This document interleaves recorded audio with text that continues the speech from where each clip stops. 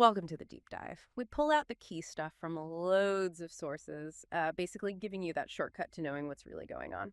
Today, we're tackling something that, well, feels pretty good on the surface. A comfort. We all want it, right? But what if that easy feeling, what if it's not actually a reward? What if it's like a silent enemy? Could the very thing making life easier be making you weaker? That's the big question. We've got this really provocative piece of material today called The Tyranny of Comfort. Embrace the struggle. It takes a hard look at how the modern world kind of pushes us towards the easy path, almost without us noticing, and how that path, even though it seems harmless, might be chipping away at our inner strength. So our mission today, unpack this, understand the subtle dangers of always being comfortable, and figure out how we can maybe reclaim some power by, believe it or not, stepping into discomfort. Okay, let's unpack this deep dive into why what feels good might actually be your biggest enemy. Yeah, this material gets straight to it. It kicks off with this pretty blunt idea. We live in a world that's constantly trying to make you soft. The promise of the easy life, the path of least resistance. And when you actually stop and think, it's kind of hard to argue with that, isn't it? The world is just, well, built for convenience now. The source brings up those obvious examples, things like 2-day shipping. I mean, who waits for anything anymore? Right. Patience is almost gone. Totally. Or the instant gratification of your smartphone. Answers, entertainment, friends. It's all right there all the time. Sense. It really forces you to look at your own day, doesn't it? The author makes you think about those little choices we make constantly, like why walk when you can drive? Or why cook when you can order takeout?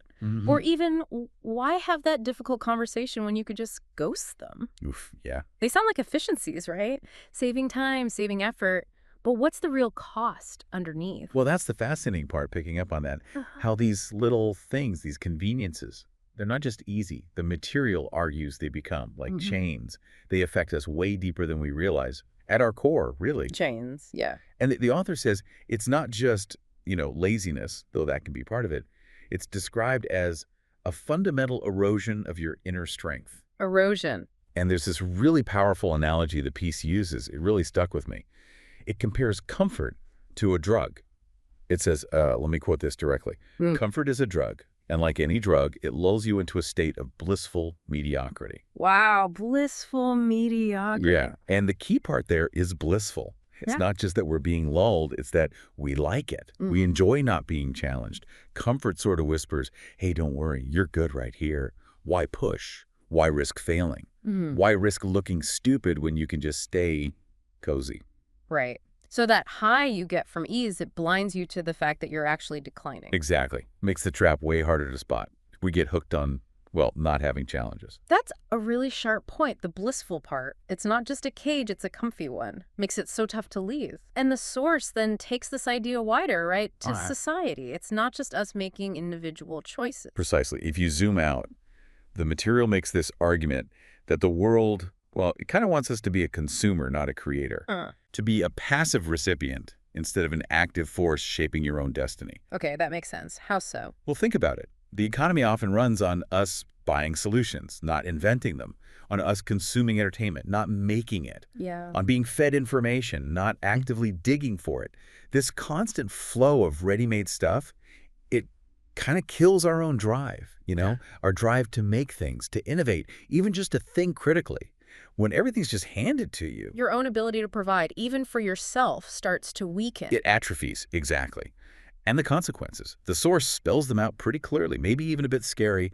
It warns, the second you become comfortable, you stop growing. You stop adapting. You stop being a predator and become prey. That's strong language. Yeah, it is. Your body gets soft, your mind gets lazy, and your spirit gets dull. So it's physical, mental, and even spiritual decline. That's the implication.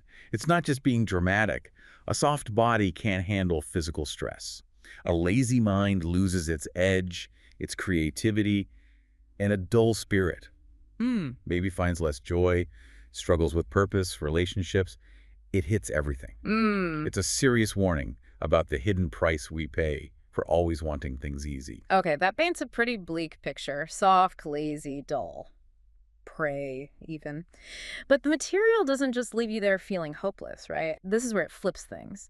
It offers this almost radical solution. It feels counterintuitive. It really Because the does. main idea, the kind of big reveal here is that all growth, all progress, all real success, it lives on the other side of discomfort. Exactly. It's not about dodging the hard stuff. No, it's about actively going towards it. Like it's the antidote to that comfort drug we were talking about. Yeah, the antidote. That's a good way to put it. And what I find really interesting is that it's not just about, say, hitting a fitness goal or acing a presentation, although those might happen. The sources really stress it's about something bigger, building a stronger version of yourself. It talks about forging mental armor. What does that mental armor actually mean in real life, according to this material? Right. That's the key question. And the source gives some great, like really tangible examples.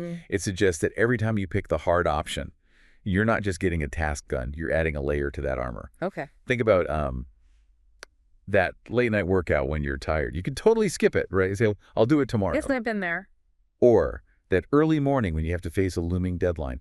Everything in you just wants to hit snooze again. And then there's the big one, that difficult conversation you've been putting off, the one that takes real guts. Yeah, the stomach churner. Exactly. Yeah. The author says these aren't just chores to get through, they're chances to win. Not just win at the workout or the deadline, but at the game of life. Win at the game of life. How so? Well, the win isn't just finishing the workout. It's the discipline you just practiced. It's not just hitting the deadline. It's the mental toughness you showed pushing through being tired. It's not just having the chat.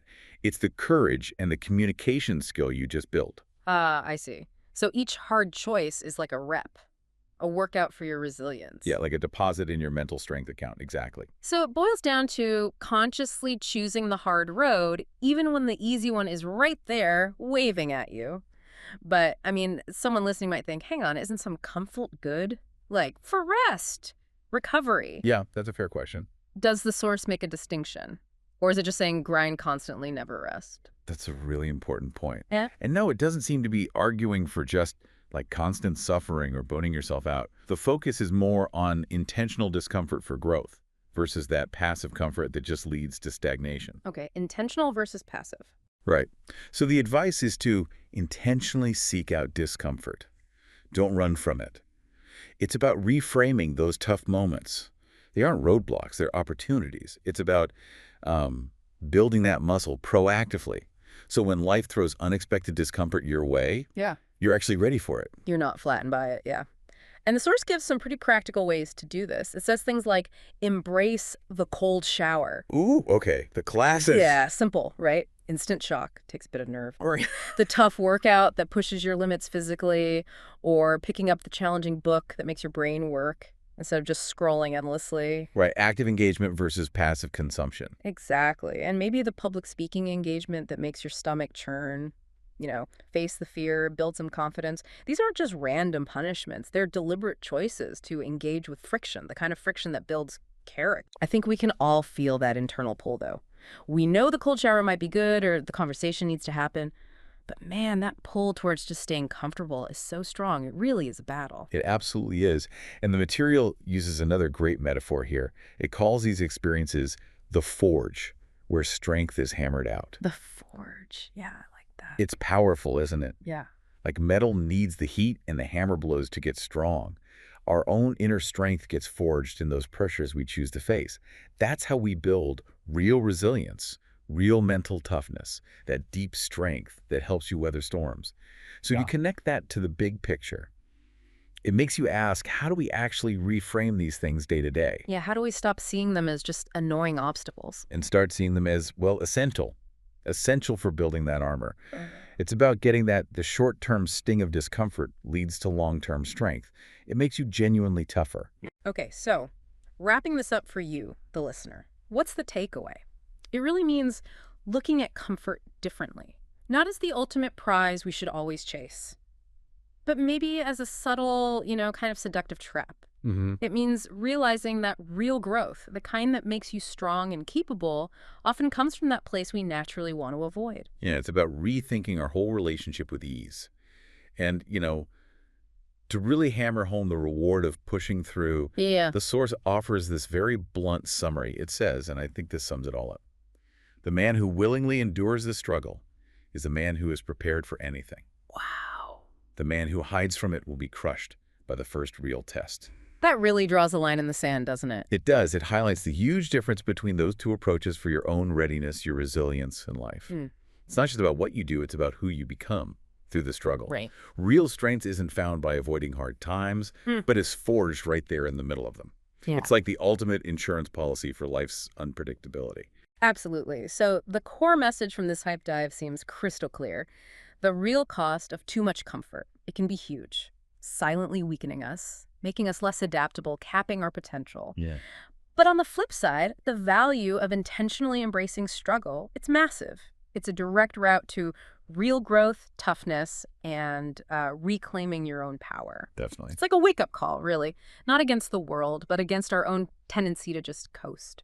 So maybe as you go through your week, the challenge is to question your default settings. Don't let comfort just be your cage, lulling you into that blissful mediocrity we talked about. Yeah. Try to break free. Seek out a little struggle, because that's where your real power, your actual capabilities are waiting. Maybe think about one small thing, one area this week where you can intentionally choose a little discomfort. Just one thing. Yeah, start small. Maybe it is that conversation, or taking the stairs, or starting that challenging project or skill. Just one small choice against the grain of ease. And just notice, see what happens. See how it feels for your spirit, your mind, your body.